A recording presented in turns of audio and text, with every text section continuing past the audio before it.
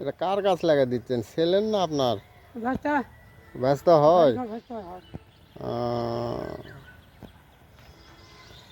ভালোই ফলন হয় তাই না? কিন্তু কষ্ট ভালোই না?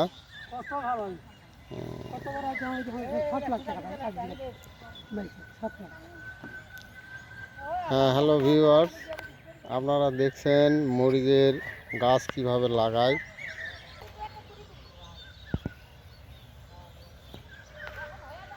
মরিচের দাম শুধু আপনারা দেখেন, কিন্তু কষ্ট তো দেখেন না। আমরা এখন আপনাদেরকে নিয়ে যাব মরিচের নতুন গাছ রোপণ হচ্ছে, সেখানে দেখেন কত কষ্ট করে এনারা মরিচের গাছ লাগায়। মাসের পর মাস কষ্ট করার পরে একটা পর্যায়ে আসে এগুলোর দাম, কারণ এখানে অনেক পরিশ্রম করতে হয়। হ্যাঁ ভাইজান, এদিকে একটু আসা যাবে? 1 মিনিটের জন্য আসেন। এই যে দেখেন, এনারা বিনা পরিশ্রমে কিন্তু এই গাছগুলো তৈরি করতে পারছে না। এক একটা গাছ ভাই, এক একটা গাছ, ওয়ালাইকুম আসসালাম, এই এক একটা গাছ তৈরি হতে কয়বার খোসা দেওয়া লাগতে পারে? গাছ সবগুলা খোসা দেওয়া লাগে না ভাই, দুই একটা গাছ লাগাতে যদি সমস্যা দেখা যায় তাহলে বুঝছি। পরিমাণ মতো লাগালে। আর এই যে গাছটা লাগালেন, এই গাছগুলো আসলে কি মানে কয়দিন পানি দিলে এগুলো গাছ আবার সতেজ হয়ে যাবে আর কি? 4 থেকে 5 দিন পানি দেওয়ার পর সিঁচে দেওয়া যাবে, গাছ লাগা উঠলে সিঁচে দেওয়া যাবে। আচ্ছা আচ্ছা আচ্ছা। আর লাগানোর শুরুতে কি কি করতে হয়েছে একটু বলা যায়? ফার্স্টে গ্লিসারিন পাউডার চুন দিয়া চাষ করা লাগবে। আচ্ছা আচ্ছা। চাষ করার পর আপনার 2-4 দিন পর আবার আপনি ইয়া করা লাগবে, হাল বোয়া লাগবে। হাল বইয়া চাষ হয়ে গেলে, রেডি হয়ে গেলে আপনার খুঁটু করতে হবে। খুঁটু করার পর এই যে এই পর্যায়ে আসতে আপনার কতদিন সময় লাগলো?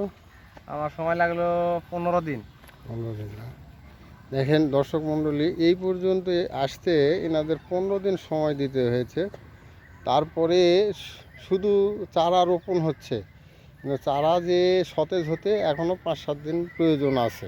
তো ভাই, এটা কয় শতক জমি? এটা 18 শতক জমি। 18 শতক জমি। এটা কি পত্তন নিয়েছেন না নিজের জমি ভাই? না, এটা কট। কট নিয়েছেন। মানে পত্তনা জমি কেমন কি দাম পড়ে এগুলো? পত্তনা এগুলো আমাদের মাটির একটু দাম বেশি, 30-35 হাজার টাকা বিঘা। এই 18 শতকের তাহলে কত পড়তো? 18 শতকে দাম আসতো আপনার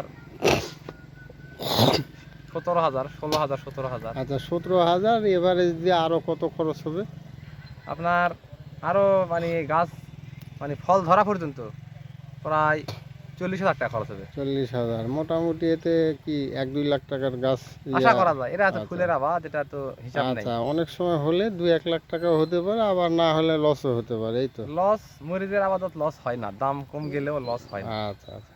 তো ঠিক আছে দর্শক মণ্ডলী, আপনাদেরকে এই চারা রোপণের পর্যায় পর্যন্ত দেখানো হলো। আগামীতে আবার 6 দিন পরে আপনাদের কাছে গাছ কতটুকু সতেজ হলো সেটা দেখানোর জন্য আমরা আসব। এনারা একটু আগেই লাগাচ্ছিল, প্রায় 6-7 জন মেয়ে মানুষ সহকারে অনেক পরিশ্রম করতেছিল। পরিশ্রম না করলে আসলে কোনো কিছুতেই ভালো কিছু আশা করা যায় না, বিধায় পরিশ্রম করছে। দেখা যাক শেষ পর্যন্ত কি আসে। আসসালামু আলাইকুম।